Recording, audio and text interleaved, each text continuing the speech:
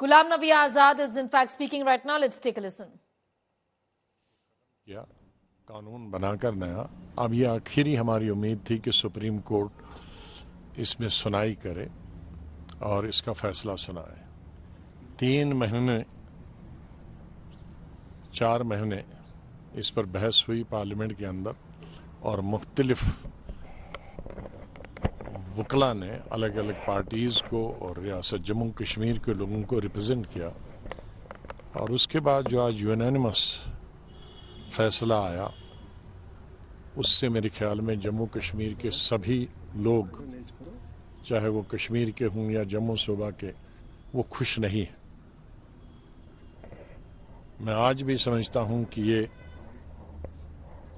हमारे रीजन के लिए एक हिस्टोरिकल चीज़ थी। हमारे जज्बात जम्मू कश्मीर के लोगों से इससे जुड़े थे, चाहे वो 370 हो या 35A हो, जिस 35A को महाराजा हरि सिंह ने 1925, 1927 और 1928 में बनाया था कि बाहर वाला न नौकरी कर सकता, न बाहर वाला ज़मीन खरीद सकता। और जब हमारा आईन बना तो 35A की शक्ल में उस महाराजे को फैसले को आगे बढ़ाया था। तो आज वो भी ख़त्म हो गया, दोनों चीज़ें ख़त्म। इससे हमारी स्टेट की इकानमी को बहुत नुकसान होगा, ज़मीनें महंगी हो जाएंगी, पूरे हिंदुस्तान के लोग जम्मू और श्रीनगर आएंगे। हमारे यहाँ कोई बड़ी इंडस्ट्रियाँ नहीं है कि जिसमें हज़ारों या लाखों लोग काम करें। हमारी सबसे बड़ी इंडस्ट्री है टूरिज़्म और वो लिमिटेड लोगों के लिए है। हमारी सबसे बड़ी इंडस्ट्री जम्मू कश्मीर की है नौकरी, सरकारी नौकरी, और उसमें भी अब और बहुत कम नौकरियां होती, ज़ाहिर स्टेट बहुत छोटी है। अब उसमें पूरे मुल्क के 130 करोड़ जो आबादी हमारे में वो अप्लाई कर सकते हैं हर महकमे के लिए। तो हमारे जो नौजवान बच्चे हैं या बच्चियां हैं पढ़ी लिखी, वो और बेकारी हमारी बढ़ेगी, कई गुना और ज़्यादा बढ़े। तो ये तमाम चीज़ें जब रखी गई थी आर्टिकल 370 में, 35A में, 35A में, इन तमाम चीज़ों को नज़र में रखा गया था कि एक बॉर्डर स्टेट है, एक तरफ से चाइना है, दूसरी तरफ से पाकिस्तान है, और कोई यहाँ ज़रिया आमदनी नहीं है, कोई खदानें नहीं है, बड़े कोयले की खदानें या दूसरी खदानें। तो ये चीज़ें आर्टिकल 370, 35A रखना चाहिए ताकि इनको तमाम लाज़िमात मिले। आज उन लाज़िमात मेरी पहली प्रतिक्रिया तो ये है कि सुप्रीम कोर्ट ने बहुत बारीकी से हर एक विषय को देखा है। जो मैंने सुना चीफ जस्टिस जो पढ़ रहे थे उसमें एक एक क्लॉज, एक एक सब क्लॉज को उन्होंने देखा है और सब परिस्थितियां देखते हुए उन्होंने एक नतीजे पर पहुंचे हैं।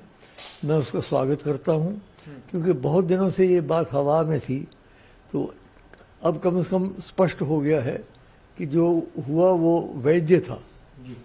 राजनीतिक रूप से चाहे कोई समझे कि नहीं होना चाहिए था, वो बात और है, लेकिन लीगल दृष्टिकोण से, न्यायिक दृष्टिकोण से वो वैध है। एक तो बात ही होगी। दूसरी 2 बातें बड़ी अच्छी सुप्रीम कोर्ट ने कही। मैं तो चंद्रचूड़ जी को, सुप्रीम कोर्ट को बधाई देता हूँ। एक तो उन्होंने कहा कि जल्द से जल्द हमारी स्टेटहुड फिर से मिलनी चाहिए। मैं आरंभ से कह रहा था कि जो जम्मू कश्मीर को काट के 2 हिस्से में करके और इसको यूनियन टेरिटरी बना दिया, वो हमें स्वीकार नहीं था, किसी को भी, किसी के गले से नहीं उतर रही थी। क्योंकि जम्मू कश्मीर एक बहुत विशेष राज्य था। पहले कहते थे ये मुकुट है, ये भारतवर्ष का ये है, और मुकुट क्या रहा, फिर हरियाणा और हिमाचल से भी नीचे आ गए, यूनियन टेरिटरी बन गए। तो वो जल्द से जल्द, मैं समझता हूँ, मेरी मोदी जी से भी यही प्रार्थना होगी कि अब वो जल्द से जल्द राज्य का दर्जा दे दें। ये ज़रूरी नहीं कि पहले चुनाव हों फिर उसके बाद राज्य का दर्जा दिया जाए, बल्कि अगर चुनाव हों तो राज्य के लिए हों, यूनियन टेरिटरी के लिए क्यों हों। तो दूसरी बात ये बनती है कि भाई इन्होंने ये कहा और फिर उन्होंने ये कहा कि चुनाव हो जाने चाहिए सितंबर 2004 के। वो भी बहुत अच्छी बात है क्योंकि बड़ी देर से चुनाव नहीं हुए हैं और कुछ से लगता था कि ये लोग कुछ इसको आगे चलाने की कोशिश की जा रही थी। तो ठीक है, अगले साल तक उन्होंने कार्य दे दिया, समय दे दिया है। तो ये मैं कहूँगा इसके बारे में मेरी प्रतिक्रिया।